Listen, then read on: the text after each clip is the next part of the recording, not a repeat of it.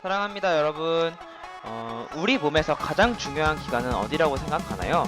많은 기관들이 있지만 선생님은 뇌와 심장이 그래도 가장 중요한 기관이 아닐까 생각을 합니다. 오늘은 그 중요한 기관 중에요, 심장에 대해서 공부해 보도록 하겠습니다. 자, 오늘의 학습 목표는 심장의 구조와 심장의 기능을 설명할 수 있다 이고요. 그리고 심장 박동이 이제 혈액순환의 원동력인데 그 심장 박동이 어떻게 이루어지는지 여러분과 함께 공부해 보려고 합니다. 그러면은 한번 시작해 볼까요?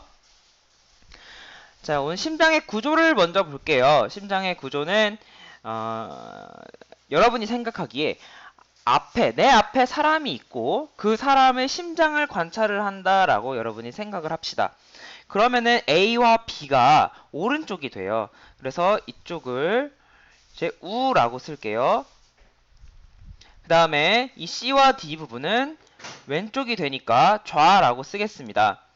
그래서 이 A와 B, C와 D의 방향을 여러분이 잘 알고 있으면 되고요. 먼저 자, 그걸 바탕으로 두 개의 심방과 두 개의 심실로 이루어져 있습니다. 자, A와 C가 바로 심방입니다. A와 C가 여기다 쓸게요. 심방이에요. 심장의 방이다고 해서 심방이고, 자, 그 다음에 B와 D는 심실이라고 합니다. 그러면은 이름을 붙일 때 어떻게 붙이냐?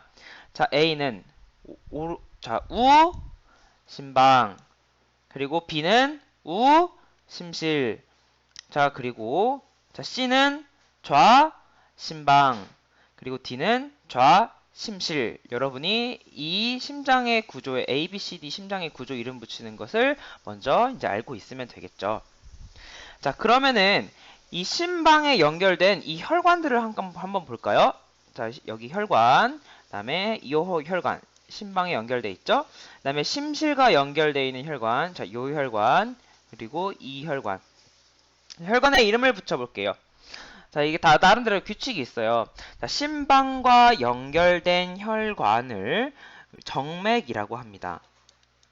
그래서 여기도 정맥, 그다음에 이 오른쪽도 정맥이라고 이렇게 쓰고요.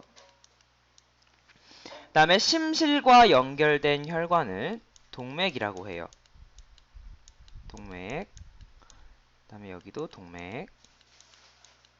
자, 그러면은 혈액이 어디로 들어와서 심장에 어디로 나가는지 우리가 한번 보면서 이 정맥과 동맥의 이름을 한번 붙여볼게요. 자, A가 우심방이죠. 우심방으로 들어오는 혈액은요, 온몸을 순환하고 들어오는 혈액입니다. 그래서 온몸을 순환한다. 그러면은 여기에다가 대자를 붙여줍니다. 큰 대자를 붙여주세요. 대정맥이라고 이렇게 이름을 붙입니다. 그래서 이제 온몸을 순환한 혈액이 이렇게 우심방을 통해서 들어오게 되는 거죠. 자, 그러면은 이 심방으로 들어온 혈액이요, 우심실로 이렇게 내려가요.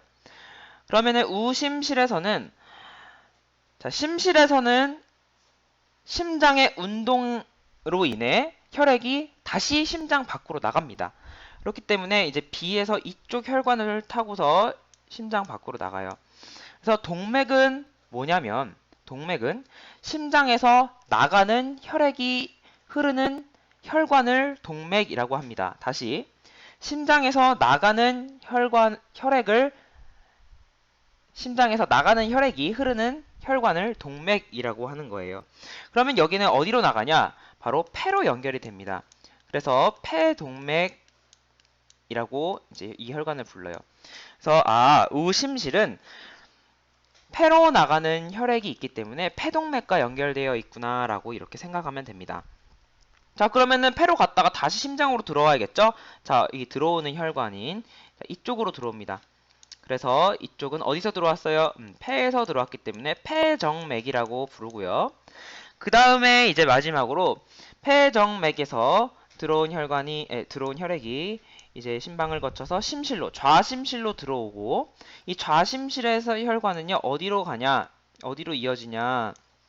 온몸으로 순환하게 됩니다. 그래서 대동맥.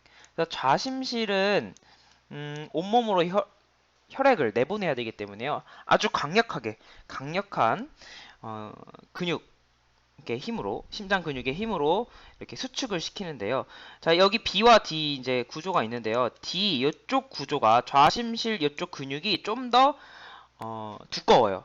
그래서 여러분이 심장이 약간 왼쪽에 치우쳐져 있다고 말하는 부분이, 자, 이쪽이 이렇게 좀 더 두껍게 이렇게 발달되어 있기 때문에 좌심실이 약간 더 발달되어 있습니다.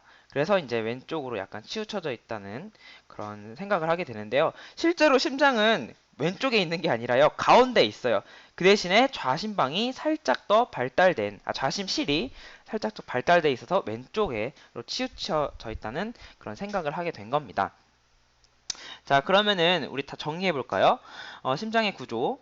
자, A는 우심방, B는 우심실, 그 다음에 C는 좌심방, D는 좌심실. 자, 혈관은 선생님이 나중에 혈액순환하면서 다시 한번 언급해 주겠습니다. 어쨌든요, B와 D, 이 심장에서 나가는 혈관과 이 혈액이 있는 부분은 강력하게 이제 심장이 수축해야 하기 때문에, 자, 여기 봐보세요. 지금 일정한 어떤 방향으로 혈액이 흘러야 되는데, 만약에 강력하게 수축하다 보니까 이 혈액이 역류를 할 수 있어요. 이 역류를 방지하기 위해서, 자, 여기 선생님이 동그라미 친 부분에 뭐가 존재하냐? 자, 판막이 존재합니다. 그래서 판막은 어떤 역할을 하냐면 혈액의 역류를 방지해요. B가 수축할 때 이 A로 가지 못하게 판막이 땅 닫힙니다. 그래서 심방으로 혈액이 역류하는 것을 막죠. 그래서 혈액은 일정한 방향으로 흐른다는 거 여러분은 꼭 기억해 두세요. 자, 그 다음에 이제 우리가 볼 거는 심장 박동인데요. 심장의 기능이 바로 이제 혈액순환 기능을 하잖아요. 혈액순환, 온몸으로 이제 혈액을 보내고 혈액을 받아들이는 그런 역할을 하는데, 심장이 일정한 박동을 유지해야 그 기능이 제대로 발현이 되겠죠. 자, 심방과 심실이 이완합니다. 왜냐? 이쪽으로 이제 혈액이 들어와서 심방으로 들어와서 이제 심실로 가야 되기 때문에 이제 이완을 해요. 그래서 이제 넓어진다는 거죠. 그다음에 이제 혈액이 심방과 심실로 들어가는데, 자, 이쪽으로 이제 화살표가 갑니다. 자, 심방이 수축하는 이유는 이제 심실에서 이제 강력하게 수축을 하기 전에, 자, 이쪽 심방에 있는 나머지 혈액들을 심실로 보내주기 위해서 잠깐 수축을 합니다. 굉장히 짧죠? 그래서 잠깐 수축을 하고요. 심방의 혈액이 이제 모두 심실로 들어간 다음에 이제 심실이 이쪽에서 한꺼번에 수축을 해서 이제 다른 기관으로 나갑니다.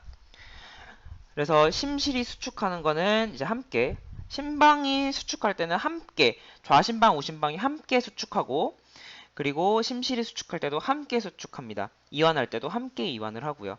그래서 혈액이 동맥으로 나갑니다. 이렇게 심장의 주기가 있고요. 이 심실이 강력하게 수축함에 따라서 이 혈관벽 있죠. 혈관벽에 압력을 미쳐요. 혈관벽에 압력을 미치는데 최고 이제 120 mmHg. Hg 이거 여러분 기억나죠? 우리 수은으로 측정할 때, 기압을 측정할 때 760 mmHg 1기압이라고 배웠는데요. 120 mmHg만큼 혈관벽에 압력을 가합니다. 그러면 그 압력을 우리 혈관에서 느낄 수가 있는데요. 그 느끼는 게 바로 이제 맥박이죠. 맥박. 그래서 맥박이 뛰면은 심장이 제대로 작동을 하고 있구나라고 여러분이 생각을 하면 되겠습니다. 자, 수업 시간에는요, 이 맥박을 여러분이 직접 측정해 볼 거고요. 정상 맥박이 이제 정상 맥박 수치가 있어요. 과연 여러분은 어느 정도인지 측정을 해 볼 거고요. 그 다음에 심장이 이렇게 제 기능을 하지 못하면 이제 심장 박동이 멈춘다는 거죠. 그러면은 심폐소생술을 해야 되는데, 그 심폐소생술은 과연 어떤 의미가 있는지, 어떻게 중요한지 여러분이 이제 직접 한번 그 과정을 통해서 알아보는 시간을 갖도록 하겠습니다. 자, 그러면은 수고했습니다. 오늘 수업은 여기서 마치겠습니다.